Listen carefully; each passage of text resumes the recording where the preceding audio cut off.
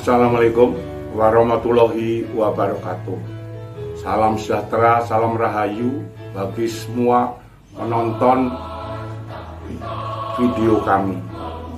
Saya nama Martinus Nuroso, Ketua Forum Perjuangan Pensiunan BNI yang didirikan dengan akte notaris tahun 2013. Anggota Forum Perjuangan Pensiunan BNI selanjutnya saya sebut dengan FPP BNI adalah 850 orang pensiunan BNI dari sekitar 10.000 orang.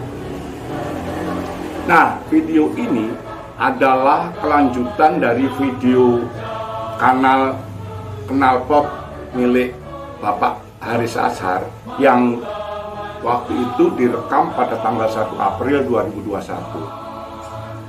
Mengingat waktu wawancara adalah hanya 15 menit, ada banyak hal-hal yang belum bisa terjelaskan.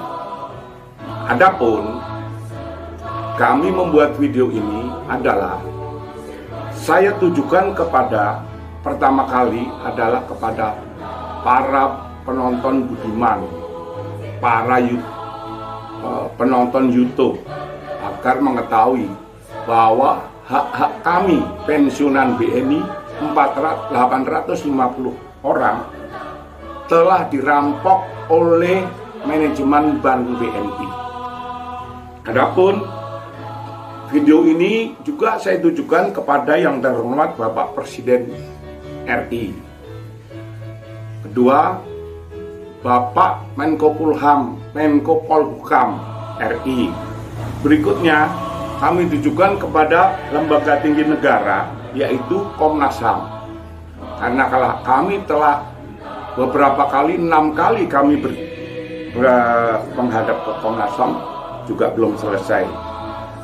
Kami tujukan pula kepada DPR RI, khususnya Komisi 9 pada waktu itu yang menangani ketenagakerjaan, yang telah melakukan 2 kali rapat dengar pendapat di DPR RI di Komisi 9, namun direksi BNI tidak hadir. Kami tujukan juga kepada OJK RI, Otoritas Jasa Keuangan RI, yang 7 kali kami telah menghadap dan kami telah berdiskusi, tapi tidak ada tindak lanjutnya. Kemudian kami tujukan pula kepada Ombudsman RI yang telah melakukan tripartit antara Ombudsman dihadiri oleh pihak BNI, lawyer BNI, dalam hal ini adalah kantor hukum dan kantor hukum Muldoko 81, dan kami hadiri didampingi oleh lawyer kami Lokataru, kantor hukum dan HAM Lokataru. Kemudian kami juga sudah menyurati Bank Indonesia berkali-kali, tidak ada jawaban. Termasuk BPK kami surati juga tidak ada jawaban. Itu tadi lembaga tinggi negara. Kemudian kami juga sudah berjuang melalui kantor kementerian terkait, yakni Kemenaker. Kemenaker telah didorong oleh telah melakukan 2 kali tripartit pada tahun 2014 dan tahun 2019 atas prakarsa. Kami menyurati Presiden RI waktu itu, setelah beliau menang kami mendukung beliau. Kami mengadukan nasib kami, kemudian dilakukan tripartit di kantor Kemenaker Jakarta, dihadiri oleh pihak BNI yang diwakili oleh lawyernya Muldoko 81, kantor hukum Muldoko 81. Itu tahun 2019, maaf saya koreksi.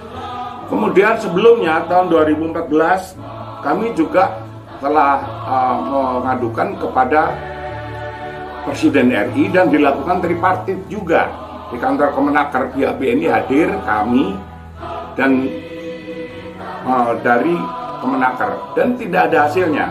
Jadi 2 kali tripartit pada tahun 2014. yang didorong oleh Presiden RI karena kami menyurati, dan tripartit periode kedua tahun 2019 yang didorong oleh Presiden RI juga, kami juga telah melakukan tripartit karena atas prakarsa Presiden. Surat kami ditindaklanjuti. Jadi 2 kali periode tripartit juga tidak ada hasilnya. Kami juga sudah menyurati kepada kantor Kementerian Keuangan, tidak ada tanggapannya. Kami juga sudah menyurati Kementerian BUMN, juga tidak ada tanggapannya. Sehingga sampai sekarang terkatung-katung kami telah berjuang sejak tahun 2013. Adapun, maaf saya pakai kacamata, saya ingin menegaskan bahwa kami pensiunan BNI itu sudah bekerja 30 tahun. Masa kerja kami 30 tahun. Seandainya usia pensiun di BNI adalah 55 tahun dan harapan hidup di BNI, pensiunan BNI adalah 67 tahun, maka BNI, dan dalam hal ini dana pensiun BNI hanya menanggung kami selama 12 tahun membayar manfaat pensiun bulanan. Padahal kami sudah mengiur selama 30 tahun. Nah, ini intinya seperti itu. Jadi hak kami sungguh-sungguh dirampok oleh BNI. Oleh sebab itu, kami akan mengulas fakta, bukti, data mengenai perampokan hak kami oleh manajemen BNI. Pertama kali, kami akan menjelaskan tuntutan pertama kali adalah mengenai pesangon. Dasar hukumnya adalah Undang-Undang Nomor 13 Tahun 2003 tentang Ketenagakerjaan. Jadi kami punya dasar. Jadi pesangon, hak pesangon yang dirampok oleh BNI itu ada 3. Ada 3 variasi.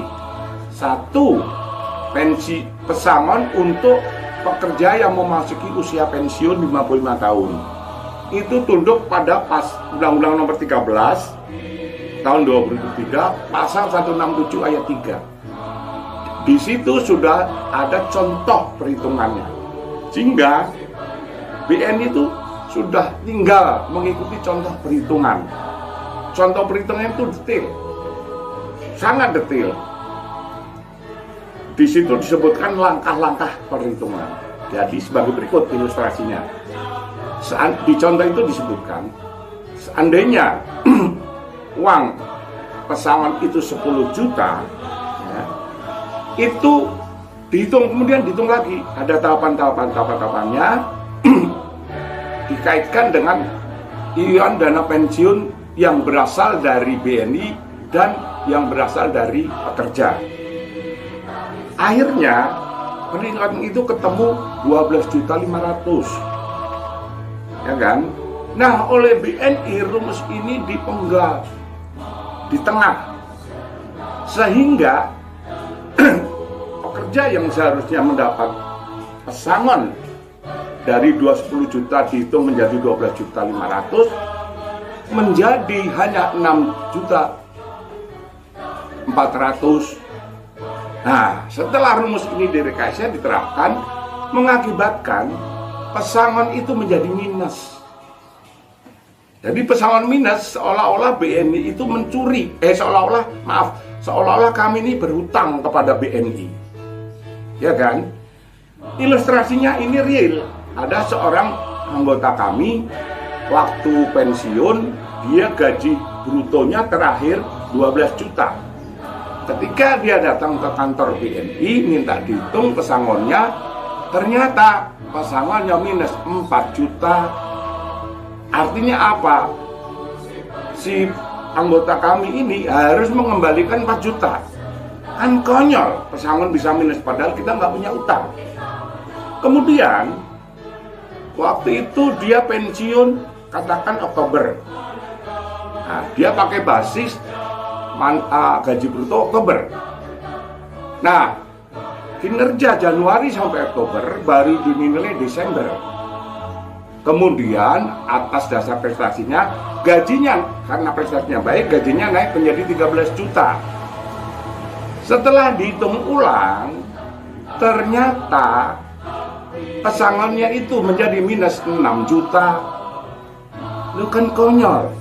Di seluruh dunia ini tidak ada yang namanya pesangon minus. Karena pesangon itu apa sih definisinya?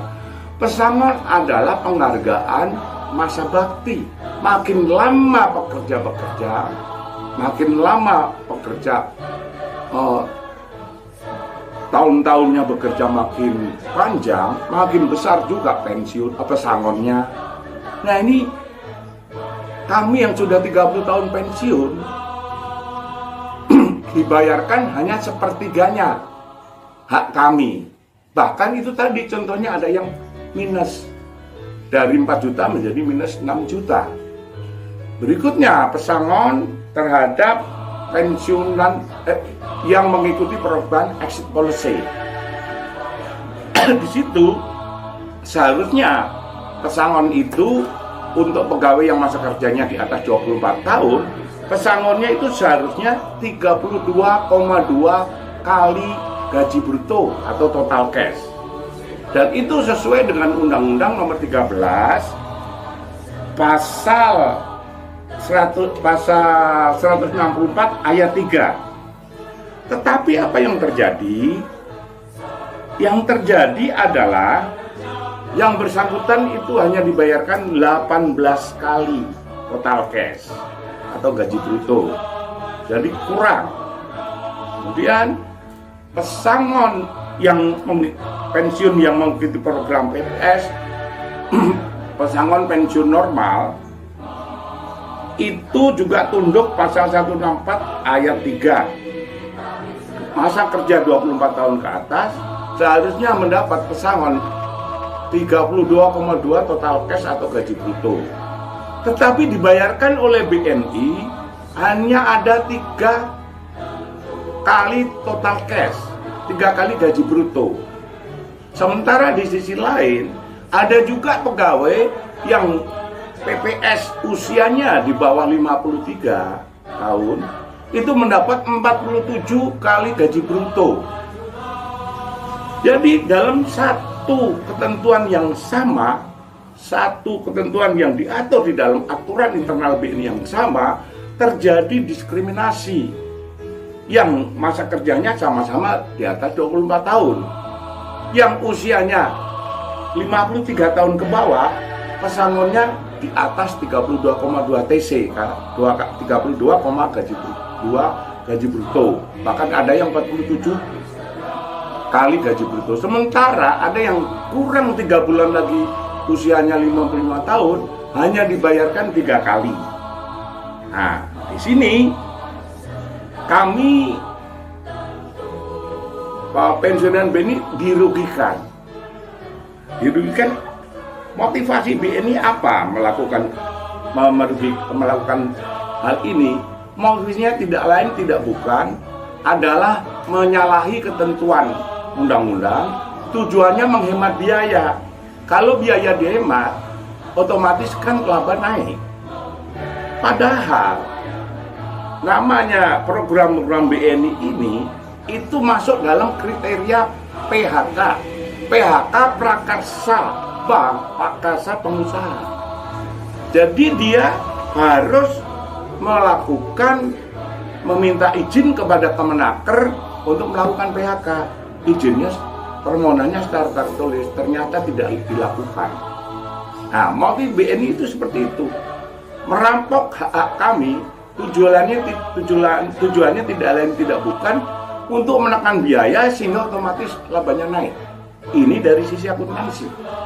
Terus yang kedua adalah program jam sostek, yakni salah satunya jaminan hari tua atau JHT. Jadi undang-undangnya adalah Undang-Undang Nomor 3 Tahun 92 dan Peraturan Pemerintah Nomor 14 Tahun 93. kami pegawai tetap BNI, pegawai tetap maupun non tetap di BNI dipertanggungan juga dalam jaminan hari tua sebelum undang-undang ini dihapus. Waktu itu masih berlaku tahun 92. Jadi kami dulu ASTE dipertanggungan di asuransi tenaga kerja. Kemudian karena ada undang-undang nomor 3 pindah diubah otomatis menjadi jaminan hari tua. Di saldo kami Astek itu dipindahkan ke jaminan hari tua di program Jam Sostek. Nah, aturan mainnya setiap bulan setiap pegawai BNI itu harus dipertanggungan dengan premi 5,7% dari gaji bruto. 5,7% itu terdiri dari 3% beban BNI, 2,7% beban pegawai dari gaji bruto setiap pegawai per bulan. Tapi apa yang dilakukan oleh BNI? Yang dilakukan oleh BNI yang dipungut 5,7% itu dari gaji pokok. Padahal gaji pokok itu hanya 10% dari gaji bruto. Artinya apa? Artinya BNI juga menghemat. Kan dia ada subsidi kan 3%. 3% yang harusnya gaji bruto dibayarkan 3% dari 10% gaji bruto. Berarti BNI itu kan menghemat 90%. Itu dampaknya dari BNI. Dan tujuannya juga sekali lagi untuk meningkatkan laba. Kemudian 37% gaji bruto 3% dari gaji bruto BNI menghemat 90%. Dampaknya adalah bagi kami, sehingga ketika kami pensiun nantinya, jumlah JHT yang kami peroleh, kumpulan JHT, itu menjadi kecil. Jadi kecil, kan seperti begitu. Nah, kemudian pada 1 Januari 2005 atas desakan Serikat Pekerja BNI, ya, itu BNI melakukan koreksi dengan Veximile disebarkan ke seluruh unit bahwa sejak 1 Januari 2005 dan seterusnya iuran kepada Jam Sostek bukan lagi berbasis gaji bruto, gaji pokok yang 10%, tetapi telah dikoreksi menjadi berbasis 5,7% dari total cash. 5,7% dari total cash. Tapi yang terjadi adalah iuran 2004 Desember 24 sampai mundur tahun 92 itu tidak dikoreksi. Dampaknya apa? Bagi BNI dia menghemat 90%. Biaya bisa dihemat. Bayangkan kalau seluruh pegawai BNI ada 20.000 triliun itu rupiah per tahun. Kemudian dampak buruknya bagi kami ketika kami pensiun, jaminan hari tua yang kami peroleh dicairkan usia 55 tahun dibayar sekaligus, itu menjadi kecil sekali. Itu teknik perampokan BNI. Jadi dia mainkan di rumus. Dia mencuri, merampok hak kami dengan cara memainkan rumus. Rumusnya di rekayasa. Seperti itu. Kemudian hal ini jelas disebutkan di dalam pasal 18 ayat 4 ya, di Undang-Undang nomor 3 disebutkan apabila terjadi kekurangan bayar, maka pengusaha wajib memenuhi kekurangan bayar itu. Nah, kami menuntut BNI tidak bisa berargumentasi, tetapi BNI juga tidak membayar. Tentu yang kami tuntut kan pembayaran kepada anggota kami 850, karena kami tidak punya kewenangan untuk memperjuangkan pensiunan yang lain. Yang 850 sudah punya surat kuasa dan segala macam. Itu perampokan yang kedua. Perampokan yang ketiga adalah manfaat pensiun. Nah, ilustrasinya seperti begini. Saya masuk tahun 1979. Ketika saya masuk, saya diangkat pegawai tetap, wajib diikut sertakan otomatis ke Yayasan Dana Pensiun dan Sosial. BNI dulu namanya Yayasan Dapenso BNI. Tiap bulan saya mengiur 7,5% ya, beban pegawai, beban saya dari gaji bruto. Ditambah dengan subsidi BNI 22,5% kali gaji bruto. Disetorkan kepada dana pensiun sejak April tahun 79. Nah, ketentuan waktu itu ketika nanti kami pensiun, karena basis iuran kami adalah gaji bruto, maka ketika kami pensiun, ilustrasinya 30 tahun masa kerja, maka kami akan mendapat pensiun sebesar tiap tahun dihargai 2,4%. Kalau 30 tahun kan 67,5% dari gaji bruto. Andaikan dari gaji brutonya adalah 10 juta, maka kami akan mendapat 67,5% kali 10 juta, 6.750.000 per bulan. Nah, tetapi apa yang terjadi? Setelah terbit Undang-Undang Nomor 11 Tahun 92 tentang dana pensiun, Undang-Undang Nomor 11 Tahun 92 itu intinya cuma satu, liberalisasi. Bahwa di dalam undang-undang itu rumus iuran dana pensiun dan rumus perhitungan manfaat pensiun ditentukan oleh perusahaan dan dana pensiun sesuai dengan kemampuan masing-masing. Oke, April tahun 92 ketentuan Undang-Undang Nomor 11. Nah, di dalam Undang-Undang Nomor 11 tahun 92, karena terjadi liberalisasi, dikenalah istilah penghasilan dasar pensiun. Artinya, penghasilan dasar pensiun itu buat menghitung berapa besar iuran uang pensiun dan berapa besar perhitungan manfaat pensiun nantinya. Nah, di situ dibebaskan. Artinya bahwa basis perhitungan iuran dan perhitungan manfaat pensiun itu tergantung kemampuan. Jadi bisa digunakan dengan gaji bruto atau total cash atau bahkan lebih. Tetapi bisa juga persentasenya di bawah dari total cash atau gaji bruto. Nah, peluang ini digunakan oleh BNI.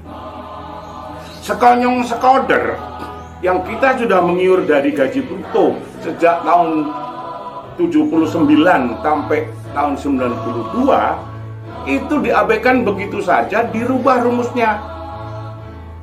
Jadi iurannya menjadi 7,5%. Per pegawai, setiap pegawai 7,5% kali PHDP, penghasilan dasar pensiun. Padahal penghasilan dasar pensiun itu hanya 27% dari gaji bruto. BNI memberikan subsidi 22,5% kali penghasilan dasar pensiun yang adalah 27% dari gaji bruto. Itu intinya apa?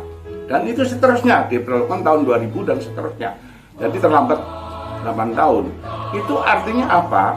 BNI menghemat subsidi iuran manfaat pensiun sebesar 100% dikurangi 27%, berarti 63% BNI itu menghemat. Nah, anehnya ketentuan itu diberlakukan bagi kami yang sudah masuk sejak sebelum undang-undang berlaku. Padahal kan ada teori hukum kan jelas. Undang-undang tidak boleh diberlakukan surut, apalagi merugikan. Dan itu jelas ada di dalam peraturan Undang-Undang Nomor 11. Jadi di situ disebutkan Undang-Undang RI Nomor 11 Tahun 92, Peraturan Pemerintah Nomor 76 Tahun 92 Pasal 56. dikatakan disebutkan bahwa bagi perhitungan 4 tahun pensiun sebelum berlakunya undang-undang ini tetap harus dijalankan. Oleh BNI dilanggar. Kami sekonyong sekoder dirubah dari 100% basis perhitungan menjadi 27%. Terjun bebas. Akibatnya apa? Ketika kami pensiun dengan masa kerja 30 tahun, itu perhitungannya memang ada kenaikan per tahun menjadi 2,5%. Jadi 30 kali 2,5% kan 75%. Kali penghasilan dasar pensiun yang adalah 27% dari gaji bruto. Andaikan uang gaji bruto terakhir 10 juta, maka uang pensiun yang kami terima 30 kali 2,5% kali 10 juta kali 27%. Bukan lagi kali 10%, bukan lagi kali 10 juta, sehingga kami terima 22,225.000 per bulan. Padahal kalau ketentuan lama kan jelas 30 kali 2/4 67,5% kali 10 juta 6.750.000. Jadi kami ini terjun bebas. Seharusnya 6.750.000 hanya dibayarkan 2.250.000, sepertiganya. Nah, kembali apa yang manfaat atau motivasi BNI kembali. Satu, tetap polanya sama, dia menghemat biaya dengan cara mengurangi subsidi. Nah, kalau dia bisa menghemat biaya 63%, itu artinya apa? Per bulan loh ya, per pegawai. Kalau pegawainya 20.000, itu bisa triliunan per tahun. Itu. Padahal ada game hukum jelas, tidak boleh undang-undang dilakukan surut ke belakang. Apalagi merugikan, dan itu sudah tertera di peraturan pemerintah yang saya sebutkan tadi. Jelas, sangat clear. Nah, itu mengenai manfaat pensiun. Sekarang, satu lagi, yang keempat adalah tunjangan hari tua program BNI. Nah, kami waktu itu ada 2 yang dipertanggungan ke dana pensiun. Pertama, manfaat pensiun bulanan yang dibayar tiap bulan. Yang kedua, tunjangan hari tua yang dibayar ketika pensiun, dibayar sekaligus. Itu polanya sama, merubah rumus perhitungan. Jadi untuk tunjangan hari tua, sejak April 1979 saya mengiur 1,5% kali gaji bruto tiap bulan.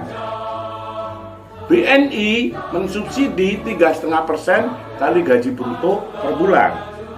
Jadi 5% disetorkan kepada dana pensiun BNI. Dulu namanya Yayasan Dana Pensiun BNI Dapenso BNI. Tapi sekarang sudah menjadi dana pensiun BNI. Nah, kemudian setelah Undang-Undang Nomor 11 Tahun 92 itu diberlakukan, ya kan? Itu kan mestinya nggak boleh berlaku surut. Tahun 90 diberlakukan, yang kami mengiur berbasis gaji bruto sejak tahun 79 sampai 92 hilang begitu saja. Sudah tidak diabaikan begitu saja. Dirubah rumusnya menjadi 27% PHDP, penghasilan dasar pensiun. Jadi sekonyong sekoder tanpa persetujuan kami, secara tertulis, tanpa pemberitahuan, hanya dirubah secara sepihak. Iurannya 1,5% beban kami bukan lagi berbasis gaji bruto, tetapi berbasis penghasilan dasar pensiun atau 27% dari gaji bruto. BNI juga begitu, 3,5% kali penghasilan dasar pensiun. Nah, kembali lagi, BNI bisa menghemat 100% gaji bruto dikurangi dengan 27% PHDP. BNI mampu menghemat 63% gaji bruto. Itu jumlahnya luar biasa besar. Dan itu jelas sudah tertulis di dalam undang-undang, tersirat ya, bahwa di dalam Undang-Undang Nomor 11 Tahun 92 Pasal 61 Ayat 4 berikut penjelasannya, bahwa BNI tidak boleh merubah rumus sampai selesainya kewajibannya. Dan itu ditegaskan di dalam Peraturan Dana Pensiun BNI edisi tahun 2008 Pasal 50 Ayat 2. Jadi jelas tidak boleh merubah rumus. Kalau yang dulu berbasis gaji bruto, ya harus gaji bruto sampai selesai. Selesai itu artinya sampai haknya dibayarkan, sampai perjanjiannya selesai. Tidak boleh dirubah. Dan itu dikutip di dalam Peraturan Dana Pensiun edisi tahun 2008 Pasal 50 Ayat 2. Kan konyol itu. Sekali lagi, apa motivasinya BNI? BNI itu menghemat biaya. Dari basis gaji bruto 100% dikurangi PADB 27% menjadi 63% dia hemat. Dampaknya apa? Ketika kami pensiun, seharusnya kami mendapat THT tunjangan hari tua itu 20 kali gaji bruto. Kalau gaji brutonya 10 juta terakhir, kami mendapat 20 kali 10 juta 200 juta. Tapi faktanya kami dibayarkan hanya 27%-nya, menjadi 54 juta.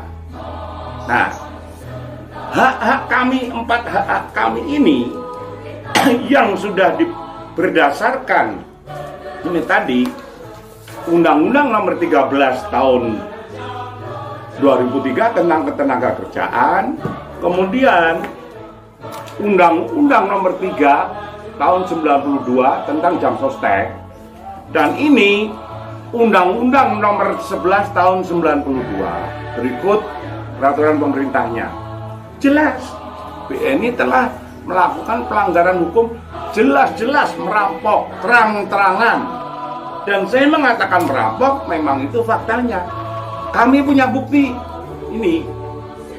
Bukti kami ini, setebal ini, sudah kami serahkan kepada Presiden, kepada BNI, kepada Setkap, kepada Setnek, nah, ya kan, dan kepada pihak-pihak terkait. Tapi faktanya apa?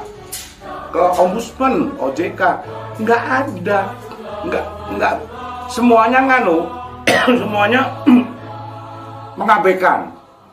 Bahkan di dalam tripartit yang terakhir tahun 2019, kami didampingi oleh Haris Ashar, Lokataru, pihak BNI didampingi oleh kantor hukum Muldoko 81. Di situ disebutkan, saya dibilang, Pak Martinus, kalau masalah ini tuntutan harus diselesaikan di pengadilan hubungan industrial. Saya bilang enggak, tidak harus. Karena tahun 2003 saya memperjuangkan 493 tenaga outsourcing yang dikeluarkan oleh BNI begitu saja, sampai saya demo. Saya waktu itu sebagai ketua Dewan Pimpinan Daerah Serikat Pekerja Jawa Timur, kami sampai demo dibantu oleh Menteri Tenaga Kerja Pak Yaakob Nuwawea, zamannya Ibu Megawati. Itu berhasil. 7 kali kami tripartit langsung dipimpin oleh Menteri Tenaga Kerja. Akhirnya diterbitkan surat keputusan Menteri bahwa 493 tenaga outsourcing yang sudah dikeluarkan diangkat kembali menjadi pegawai tetap. Selesai. Nah, saya bilang begini, tidak setiap tuntutan itu harus KPH. Saya bukan orang hukum, tapi saya pakai logika saya. Andaikan si penuntut, misalnya kami FPB BNI menuntut BNI dengan bukti-bukti, dengan dasar undang-undang, dengan bukti-bukti yang sudah ada di sini semua, cara pembayarannya, cara perhitungannya ada di sini semua. Kalau BNI melihat bukti-bukti ini, ya, bahwa BNI tidak bisa menyangkal bahwa bukti kami benar, itu bisa BNI membayarkan. BNI membayarkan hak kami berdasarkan undang-undang, itu tidak melanggar hukum apapun. Jadi bisa langsung dibayar. Tetapi Karena pihak BNI tidak mau bayar, terjadilah sengketa. Nah, kalau tidak mau bayar, makanya harus melalui PHI, Peradilan Hubungan Industrial, melalui Kemenaker. Saya bilang begitu. Nah, persoalannya dalam hal ini BNI kekeh nggak mau bayar. Dia menantang kami dan didukung oleh Kemenaker BNI, pejabat Kemenaker, bahwa kami disarankan ke pengadilan. Kami tidak mau. Saya bilang begini, Pak, kalau saya ke pengadilan PHI, pertama saya pernah ke Lembaga Bantuan Hukum di Jakarta. Mereka nggak mau mendampingi kami di PHI. Saya tanya, kenapa kok nggak mau? Karena PHI itu sudah dikuasai oleh oknum-oknum pengusaha hitam. Jadi nggak akan mungkin menang pengusaha pekerja. Saya bilang begitu. Itu saya pegang. Yang kedua saya bilang, kalau Bapak menyarankan ke saya pada undang-undang yang sudah jelas ke pengadilan, saya bilang, sama juga Bapak itu menuntun saya seperti seekor sapi dituntun ke pejagalan. Dituntunnya diles-les saya, tapi sampai di pejagalan disembelih saya. Karena apa? Saya mensitir pendapat dari Menko Polhukam Bapak Mahfud MD bahwa keadilan di Indonesia ini masih kacau diperjualbelikan. Nah, ada Markus, ya kan? Markus itu kan maklar kasus. Nah, di Indonesia saya sungguh nggak percaya dengan peradilan di Indonesia. Karena apa? Kita nggak tahu mana hakim, jaksa, polisi yang benar, kita nggak tahu. Karena banyak oknum, saya bilang kan oknum loh ya, oknum jaksa, oknum hakim, oknum polisi, oknum lawyer yang terlibat dalam jual beli kasus. Bahkan ketua MK pun kena. Orang apa lagi? Hancur-hancuran di sini. Jadi kalau saya ke pengadilan pasti saya kalah. Karena yang saya lawan itu raksasa buto hijau. Uangnya banyak, backingnya banyak, ya. Temennya banyak. Saya pasti kalah. Untuk pendapat pribadi saya. Jadi saya mau mengatakan apa? Kami FPP BNI tidak akan ke pengadilan apapun di dalam negeri. Karena perampokan BNI ini, hak kami yang belum dibayarkan penuh ini, dari beberapa persepsi itu kan bisa masuk ke dalam pidana sebagai penggelapan, perampokan, pencurian. Bisa masuk juga ke ranah perdata. Ya, bisa juga masuk ke ranah HAM, asasi manusia. Tapi bisa juga dilihat dari persepsi akuntansi, kan begitu. Jadi kalau dari persepsi akuntansi, BNI itu telah membuat laporan keuangannya bohong. Karena apa? Dia membuat laporan keuangannya itu ada hak-hak yang wajib dibayarkan sesuai dengan peraturan undang-undang, tapi oleh BNI tidak dibayarkan alias dirampok. Ini dampaknya karena akuntansi laporan keuangannya bohong. Jangan main-main. Karena kalau laporan keuangan BNI bohong, itu jelas, sangat jelas diatur di dalam pembuatan laporan keuangan, ya, perusahaan atau perorangan itu tunduk pada aturan. Ini ya saya bacakan.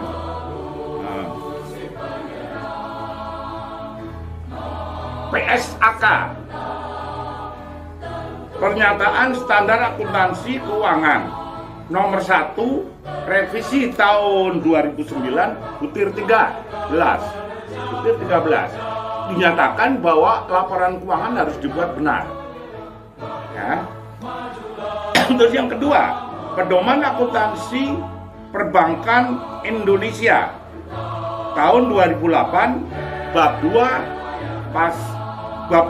Romawi .6 B.1.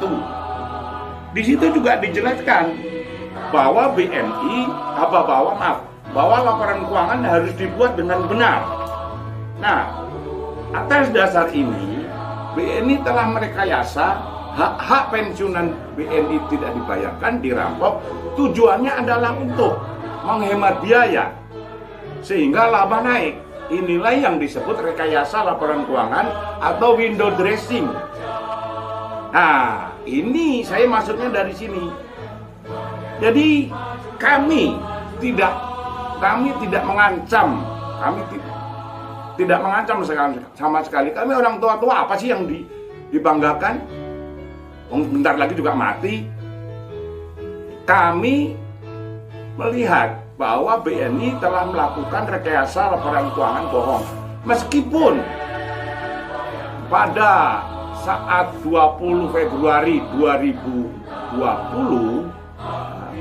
ketika BNI itu melakukan RUPSLB 20 Februari 2020 atau 2021 saya agak lupa. Saya hadir sebagai pemegang saham. Nah, di situ saya katakan bahwa BNI telah merekayasa membuat laporan keuangan bohong. Jawabannya dirut apa? Bahwa kami telah diaudit oleh Pricewaterhouse. Loh, kalau audit Pricewaterhouse, ya, garbage in, garbage out. Masuknya sampah, keluar sampah. Kalau disembunyikan, HA ini disembunyikan, bagaimana tahu pihak Pricewaterhouse, akuntan publiknya tahu? Saya 18 tahun jadi auditor. Ya, sebagai contoh begini, ketika saya mengaudit cabang, ya, ada kan petugas penagih kredit, bunga kredit. Mereka datang ke kredit kecil, mereka datang ke pelosok-pelosok, ke daerah-daerah. Ketika penagih bunga itu menerima setoran bunga dan pokok dari debitur, kemudian tidak dibukukan, apakah BNI tahu? Apakah saya sebagai auditor tahu? Ya tidak. Tahunya itu terbongkarnya kalau si debitur mengadu bahwa kami telah membayar, tapi kok tidak dibuku. Sama seperti itu. Jadi kami tidak akan pernah yang belum dibayar perampokan BNI dan rekayasa keuangan BNI itu tidak akan pernah terbongkar oleh Pricewaterhouse. Karena apa? Yang dilakukan audit umum. Beda kalau audit khusus. Kalau sudah dapat informasi lengkap, data-data, dilakukan audit khusus baru ketemu. Nah, di sini, jadi BNI tidak bisa mengelak kalau diaudit. Dan kami mohon maaf, karena 9 tahun kami berjuang tidak ada hasilnya di dalam negeri, maka kami akan berjuang ke luar negeri. Apa yang akan kami lakukan? Kami akan mengkampanyekan kebohongan laporan keuangan BNI. Nah, kami tampilkan bukti-bukti, sudah saya terjemahkan ke dalam bahasa Inggris, sudah habis banyak. Ini bukti-bukti ini sudah kami terjemahkan ke bahasa Inggris ke entitas bisnis di luar negeri. Apa saja yang akan kami kampanye, kepada siapa kami akan mengkampanyekan kebohongan laporan keuangan BNI? Satu, kepada pemegang saham BNI di luar negeri. Kami sudah membuat mapping. 40% saham BNI itu go public, dibeli di luar negeri, dimiliki oleh luar negeri. Itu akan kami surati bahwa laporan keuangan BNI bohong. Satu. Yang kedua, kami akan mengkampanyekan kebohongan laporan keuangan BNI kepada bank koresponden BNI di luar negeri yang besar-besar, Bank of America dan segala macam. Saya ambil yang besar, 30 besar, saya kirimkan bahwa laporan keuangan BNI bohong. Berikut dengan bukti-buktinya. Yang ketiga, kami akan mengkampanyekan kebohongan laporan keuangan BNI kepada New York Exchange Stock, London Exchange Stock, New York Exchange Stock, Singapore Exchange Stock, Tokyo Exchange Stock. Kami ada bukti, kami ngomong bukan sembarangan. Kami ada bukti bahwa laporan keuangan BNI bohong. Dan perlu diketahui bahwa laporan keuangan BNI laporan keuangan itu adalah salah satu caranya yang paling penting untuk mengetahui tentang perusahaan. Nah, BNI itu kan sebuah bank yang landasannya adalah trust, kepercayaan. Ya, bayangkan kalau laporan keuangan bohongnya itu terbongkar dan ada buktinya, ya saya sudah nekat. Kami sudah nekat, terserah kami mau nanti dijerat dengan Undang-Undang Nomor 1 Tahun 46, silakan. Karena kami sudah 9 tahun. Bayangkan, ini bisa fatal buat BNI dan bisa juga fatal buat negara Indonesia, perekonomian Indonesia. Bisa terjadi lagi tsunami ekonomi seperti tahun 90-an. Saya katakan ini saya serius. Nah, itu kalau BNI diberikan sanksi terdampak kepada Indonesia. Padahal masalahnya sangat sederhana, sangat sederhana. BNI mampu membayar hak kami, ya sekitar ratusan miliar. Itu kecil bagi BNI dibandingkan risiko. Saya katakan, risiko yang dihadapi BNI memegang bara, terbakar BNI. Saya tidak mengancam, tapi saya akan melakukan. Silakan kalau saya mau dihukum berapa tahun, monggo. Saya sudah wakafkan hidup saya untuk memperjuangkan hak-hak 850 pensiunan BNI yang menjadi anggota FPP BNI. Jadi monggo, saya silakan. Jadi saya mohon dengan ini, dengan video ini, apabila Bapak Presiden, Menko Polhukam, Bapak Mahfud MD, dan pejabat-pejabat lembaga tinggi negara yang sudah saya sebutkan, serta menteri-menteri kementerian terkait yang sudah saya sebutkan, mohon agar dipertimbangkan. Kalau memang kami diabaikan, monggo kita uji. Memang betul, belum tentu kampanye kami ke luar negeri belum tentu berhasil. Tetapi ingat, kalau berhasil, dampak ekonominya luar biasa. Padahal masalahnya kecil. Kalau orang Jawa bilang kriwian jadi grojokan. Saya orang Surabaya, jadi saya pakaian adat Surabaya. Saya niru Pak Jokowi pakai adat baju Baduy, saya pakai adat Madura. Jadi tahu ditempes, silakan. Jadi saya tujuan utama saya membuat video ini agar diperhatikan, hak kami dibayarkan, kita anggap selesai. Hanya itu. Tujuan kami semata, bukan kami ingin menghancurkan Indonesia atau BNI, tidak. Tapi yang keras kepala itu BNI dan pemangku kekuasaan di Indonesia. Jadi intinya intinya BNI tetap nggak mau bayar meskipun dia tahu kalau dia salah. Karena ini sudah saya serahkan kepada manajemen BNI, direktur utama dan komisaris utama, dan sudah dipelajari oleh para ahli hukum mereka. Bukti lain, saya sudah berkali-kali membuat Facebook dan YouTube yang menyatakan bahwa BNI itu adalah perampok, maling, begal, garong. Faktanya BNI itu nggak berani itu melaporkan saya, padahal BNI punya duit, punya backing, punya koneksi.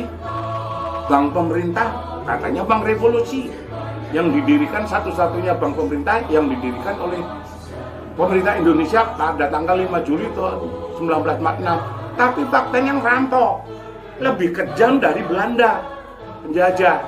Kakek saya itu dulu pegawai kereta api zaman Belanda. Gaji pensiunnya itu besar dan dikirim dari negara Belanda. Katanya, sekarang merdeka. Apanya merdeka? Bapak saya itu pejuang. Bapak saya itu anggota PETA, pasukan pendem. Dulu sampai ditangkap Belanda, digebukin, diinjak-injak hampir mati.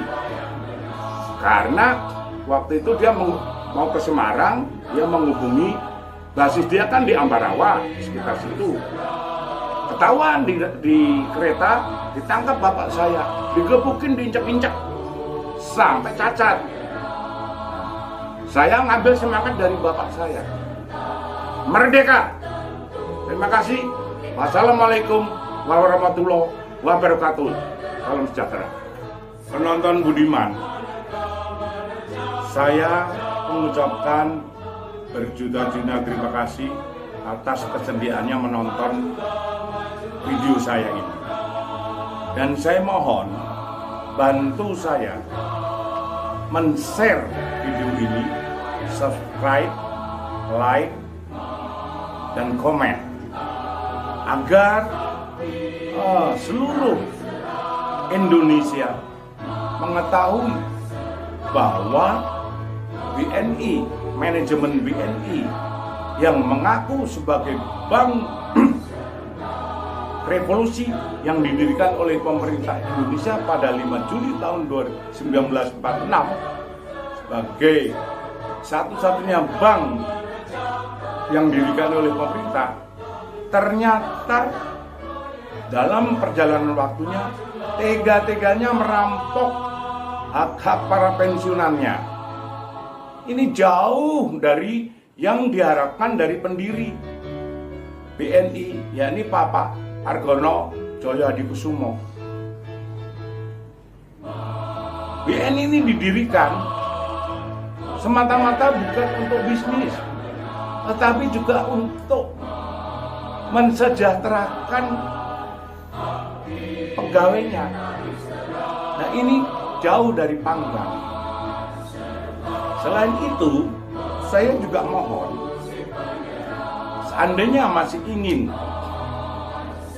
berdiskusi dengan saya, silahkan menggunakan Facebook akun saya Martinus Nuroso. Monggo, kalau yang belum jelas atau yang membantah, monggo silahkan. Jadi, khusus untuk BNI, saya mohon silahkan, kalau memang saya dianggap salah atau memfitnah, monggo silahkan lapor ke polisi. Pencemaran nama baik, tuduhan pencemaran nama baik, tuduhan melanggar undang-undang ITE, melakukan hoax, silakan. Kalau Anda merasa dicemarkan bahwa Anda tidak bersalah, hai manajemen BNI, silakan laporkan saya tunggu. Saya tidak pergi kemana-mana, saya tidak kabur kemana-mana. Saya tetap di Surabaya. Terima kasih, salam perjuangan, merdeka!